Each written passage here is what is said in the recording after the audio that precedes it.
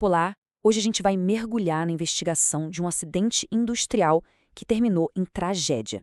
E o que vamos ver é que não foi um acaso, mas o resultado de um perigo químico que estava ali, escondido, ignorado por anos, até que uma série de falhas se alinhou para criar uma verdadeira catástrofe. Essa citação do relatório oficial da investigação já dá um arrepio. Ela coloca o mistério bem no centro da nossa história. Como é que 3 trabalhadores experientes foram abrir um equipamento que era, na verdade, uma bomba-relógio, sem ter a menor ideia do perigo? Para responder isso, a gente vai ter que agir como detetive.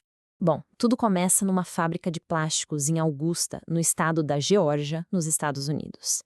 É lá que os eventos dessa noite trágica aconteceram, deixando para trás um rastro de destruição e um monte de perguntas sobre segurança industrial. O momento da explosão foi de uma violência inacreditável. Tenta imaginar a cena. De madrugada, uma tampa de aço de quase 1 tonelada é arremessada como se fosse uma rolha. A força foi descomunal e o custo humano, infelizmente, imediato e devastador. E olha, essa imagem aqui fala por si só. Isso não foi um simples vazamento. A força necessária para torcer e arrancar uma viga de aço estrutural desse jeito é monumental. E isso já mostra que a pressão que se acumulou dentro daquele vaso era algo fora de qualquer escala.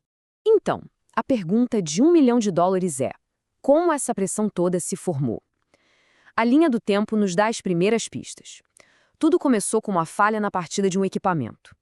Por quase 2 horas, plástico derretido foi jogado para dentro de um tanque de resíduos.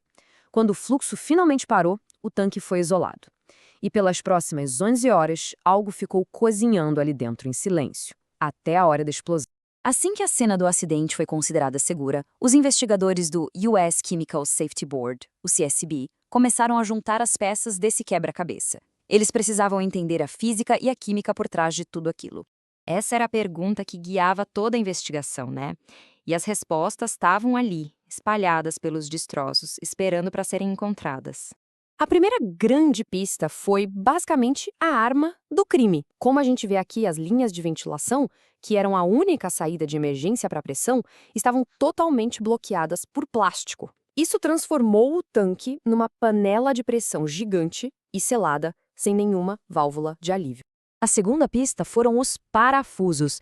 Eles não se soltaram, não espanaram, eles foram cisalhados, ou seja, cortados por uma força interna tão violenta que simplesmente superou a resistência do aço.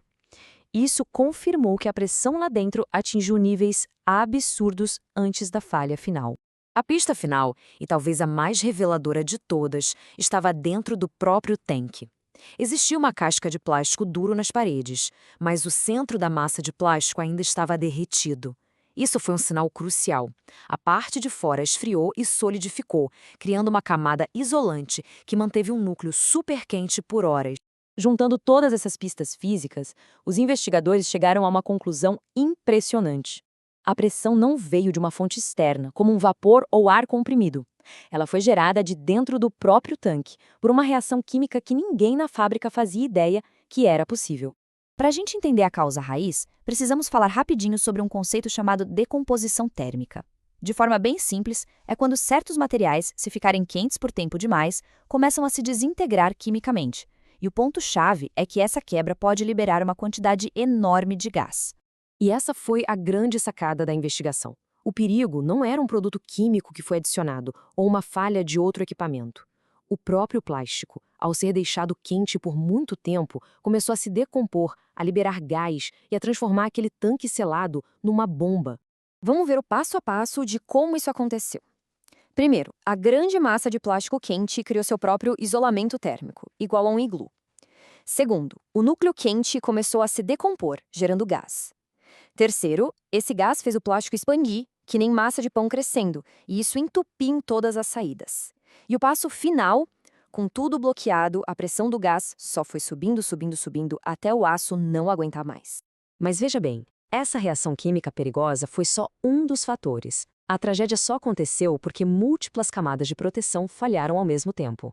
É o que os especialistas em segurança chamam de modelo do queijo suíço, onde os furos em várias fatias de queijo, que são as nossas defesas, se alinham perfeitamente, permitindo que o desastre aconteça. A primeira camada de falha foi o projeto do próprio equipamento. O medidor de nível não funcionava direito, os drenos de segurança viviam entupidos e o tanque, para começo de conversa, era pequeno demais para o tipo de problema que ele poderia enfrentar. Ou seja, era um projeto que já nasceu com problemas. E essa citação do CSB é importantíssima. Ela mostra como as falhas de projeto, como os drenos entupidos que a gente acabou de ver, tornavam impossível para os trabalhadores seguirem os procedimentos de segurança.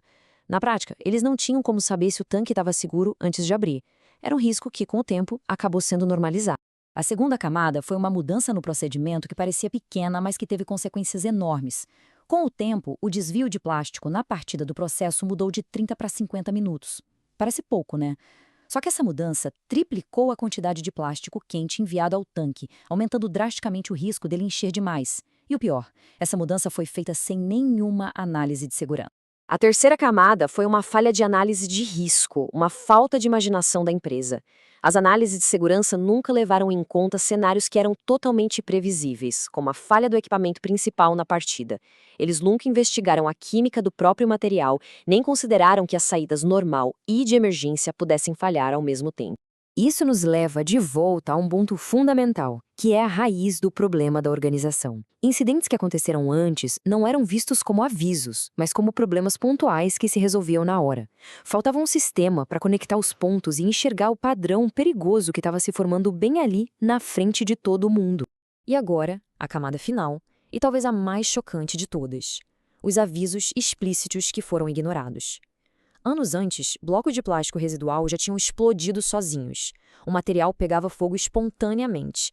O próprio tanque já tinha enchido demais e entupido os respiros em outras ocasiões. Eram todos sinais de alerta, piscando em vermelho, de que o plástico tinha propriedades perigosas e que o sistema era falho.